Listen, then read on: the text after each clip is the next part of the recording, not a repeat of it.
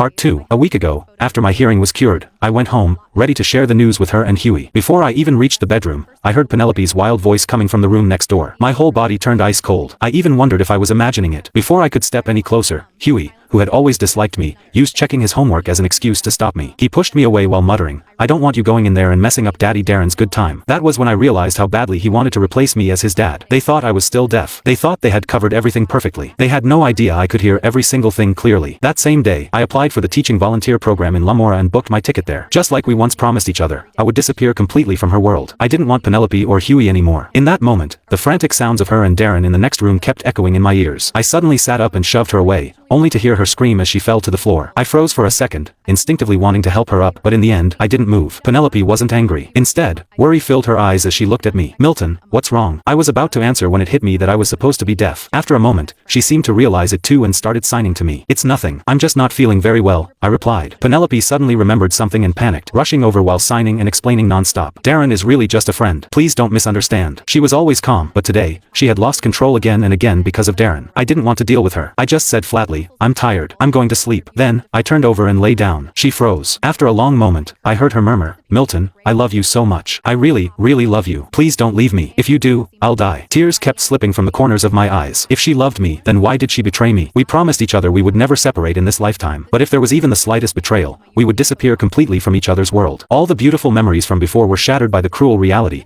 turning into nothing but an illusion. Early the next morning, perhaps because she sensed how different I was, or maybe it was guilt buried deep inside her, Penelope said she wanted to take Huey and me out to clear our heads. "We've wanted to go to an amusement park for so long. We just never had the time. Milton, do you want to come with Huey and me?" She rubbed her hands together and put on a pitiful look, trying to get a response from me. For once, Huey didn't show impatience. His eyes were full of anticipation about going to the amusement park. But Penelope didn't notice that her loosely fastened collar revealed her pale skin, covered in marks Darren had left behind. Right now, all I felt toward her was disgust. Huey moved fast. Before I could even react, he had already packed everything he wanted to bring and headed out on his own. After we arrived at the amusement park, Huey kept holding my hand, and Penelope took care of us every step of the way. If I pressed my lips together, she would immediately bring water to my mouth. If I looked at something for more than a second, she would call out that she wanted to buy it. They even went on all the rides I liked, but they had never dared to try before. Penelope was clearly exhausted, yet she held my hand tightly and refused to let go. Meanwhile, Huey leaned against me, looking genuinely happy. In the end, Penelope bought 3 charm bracelets and fastened them around our wrists. This way, everyone will know we're a family. We'll never be apart. I didn't say anything,